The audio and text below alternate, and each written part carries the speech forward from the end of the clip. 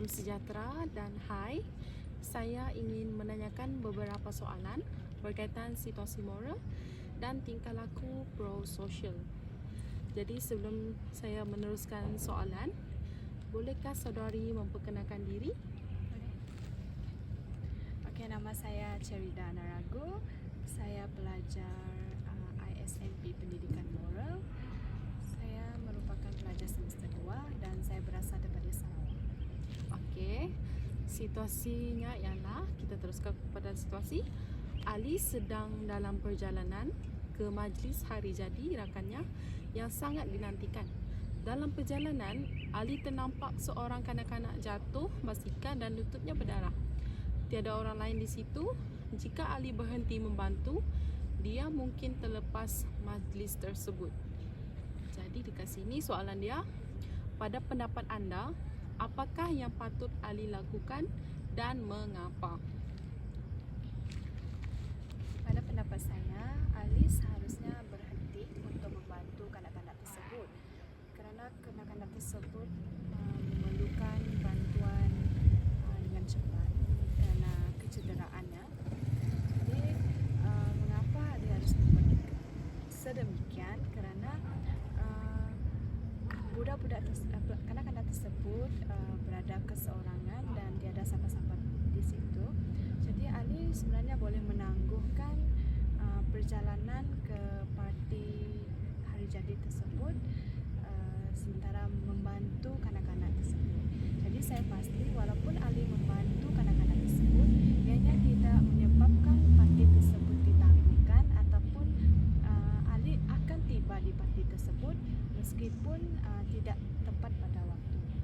Okey, baik. Terima kasih atas jawapan tersebut. Sekarang kita beralih ke soalan 2. Jika anda berada di tempat Ali, adakah anda akan membantu walaupun terpaksa mengorbankan keseronokan sendiri? Sekiranya saya ialah Ali, saya semestinya akan membantu kanak-kanak tersebut kerana kanak-kanak tersebut mengalami kecederaan yang memerlukan bantuan yang cepat. Saya juga terfikir bagaimana kalau yang berlaku pada kejadian tersebut adalah ahli keluarga saya.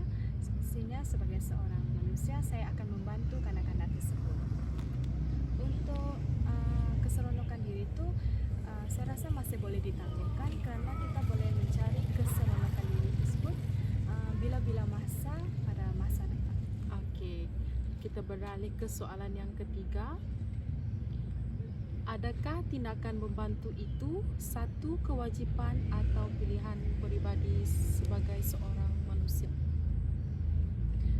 Pada pendapat saya, membantu tersebut merupakan sebuah kewajipan sebagai seorang manusia meskipun ianya mengikut pilihan pribadi masing-masing.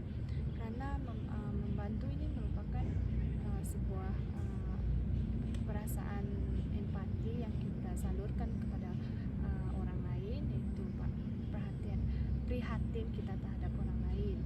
Jadi manusia seharusnya melakukan membantu itu merupakan sebuah amalan baik untuk dilakukan kepada semua masyarakat.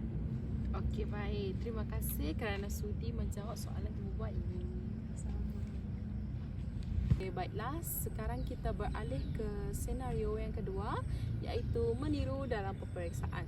Situasinya, Siti mendapati kawan baiknya Aminah sedang meniru semasa peperiksaan akhir. Aminah berbuat demikian kerana ibunya sedang sakit di hospital dan tidak sempat mengulang kaji. Manakala bapanya sangat tegas tentang grade, Siti tahu meniru itu salah, tetapi Aminah merayu agar Siti tidak melaporkannya kepada guru.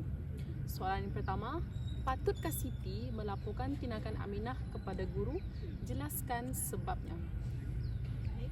Pada pendapat saya, Siti tidak seharusnya melaporkan perkara tersebut kepada guru terlebih dahulu. Siti seharusnya bertanyakan perkara-perkara seperti mempertimbangkan keadaan Aminah terlebih dahulu kerana Aminah sekarang tertekan dengan bapanya yang strict dengan peperiksaan dan ibunya yang sedang sakit.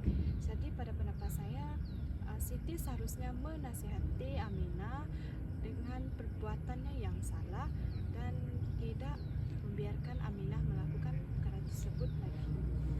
Okey, baik. Soalan yang kedua, bagaimana pengaruh jangkaan ibu bapa atau tekanan rakan sebaya iaitu faktor sosial mengubah keputusan moral seseorang dalam situasi ini? Pada pendapat saya, pengaruh ibu bapa memberi penekanan kepada anak-anaknya akan menyebabkan anak-anak mereka berasa takut untuk gagal, dan apabila mereka berasa takut untuk gagal, mereka akan sanggup melakukan perkara-perkara yang salah seperti meniru dalam peperiksaan. Jadi untuk tekanan daripada rakan sebaya pula, apabila sekumpulan rakan sebaya tersebut menganggap bahawa meniru dalam peperiksaan adalah hal yang biasa, maka mereka akan terikut-ikut untuk melakukannya tanpa menyadari perbuatan tersebut adalah salah. Okey, kita beralih ke soalan yang terakhir.